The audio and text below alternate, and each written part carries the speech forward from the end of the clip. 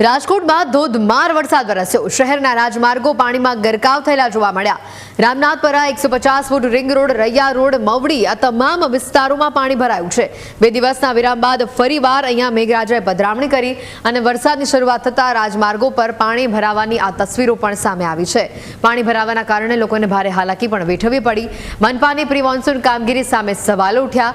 વરસાદને લઈને જે આ તસવીરો સામે આવી છે, મુખ્ય માર્ગો પર પણ પાણી ભરાતા વાહન ચાલકો વટવાયા હતા। તેઓને ભારે હાલાકીનો સામનો કરવો પડ્યો હતો। અને આ અંગે વધુ માહિતી મેળવીશું। સંવાદદાતા ઋષિ જોડાયા છે સીધા અમારી સાથે। ઋષિ, જે રીતે મેઘરાજાએ ફરી એકવાર પધરામણી કરી છે, 2 દિવસના વિરામ બાદ ફરી વરસાદી માહોલ જે જામ્યો છે, આ વરસાદથી લોકો આનંદ તો માણી રહ્યા છે, પણ બીજી બાજુ વાહન ચાલકોને એટલી જ પરેશાની ભોગવવી પડતી હોય છે।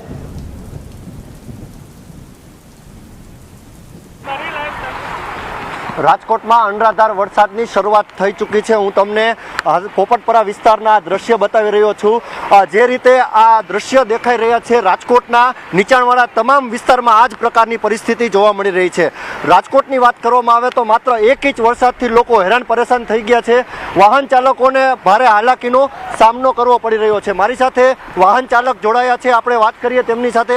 કાકા, હેરાન પરેશાન થઈ ગયા છો? પોપટપરાનો પ્રશ્ન વર્ષોથી છે। આજે અમે તો 20 વર્ષથી અહીંયા જ રહીએ છીએ, પોપટપરામાં, રેલનગરમાં।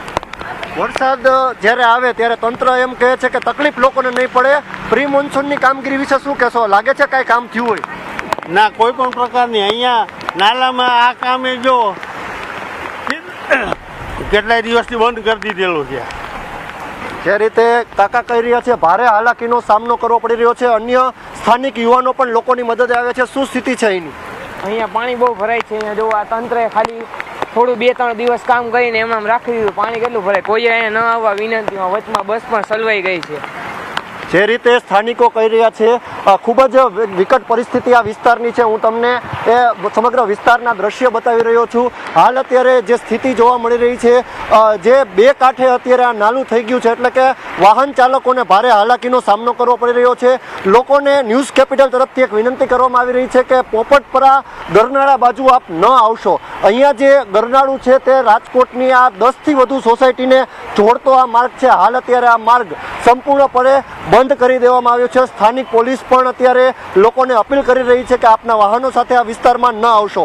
અડધો કલાકમાં અત્યારે રાજકોટમાં 1 ઇંચ જેટલો વરસાદ નોંધાયો છે। રાજકોટના અન્ય વિસ્તારની વાત કરવામાં આવે તો રાજકોટનો રૈયા રોડ વિસ્તાર, રાજકોટનો જે રામનાથપરા વિસ્તાર છે, લલુણી વોકડી વિસ્તાર છે, સમગ્ર મવડી વિસ્તાર છે, સાથે 150 ફૂટ રિંગ રોડનો વિસ્તાર છે, આ સમગ્ર વિસ્તાર અત્યારે પાણીમાં ગરકાવ થઈ ગયા છે। અને ખાસ રાજકોટમાં જે પ્રી મોન્સૂન કામગીરીના જે દાવા તંત્ર કરી રહ્યું હતું, આ તમામ દાવાઓ પોકળ સાબિત થઈ રહ્યા છે। 1 ઇંચ વરસાદમાં રાજકોટ જળબંબાકાર જેવી પરિસ્થિતિ થઈ જતી હોય તો આપ સમજી શકો છો 4 થી 5 ઇંચ વરસાદમાં રાજકોટની શું હાલત હશે।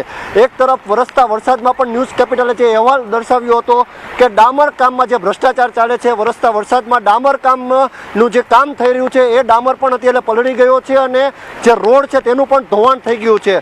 સમગ્ર રાજકોટ ખાડામાં છે, એ પ્રકારની પરિસ્થિતિ છે। ત્યારે આ ખાડામાં પણ અત્યારે પાણી ભરાવાને કારણે લોકોને પણ ભારે હાલાકીનો સામનો કરવો પડે છે। સાથે જ લોકોની જાનને પણ અત્યારે જોખમ હોય એ પ્રકારના દ્રશ્યો સામે આવી શકે છે। આ તમામ જવાબદારી છે તે રાજકોટ મહાનગરપાલિકાની હોય છે, પરંતુ રાજકોટ મહાનગરપાલિકાના પેપર ટાઈગરોને કામ કરવામાં એક પણ પ્રકારનો રસ નથી, એ વાત તો ચોક્કસ છે। હાલ તો અત્યારે રાજકોટવાસીઓ હેરાન પરેશાન છે, ત્યારે લોકોને આ સમસ્યામાંથી ક્યારે મુક્તિ મળશે તે જોવું રહ્યું। જી બિલકુલ, આભાર વિગતો બદલ ઋષિ।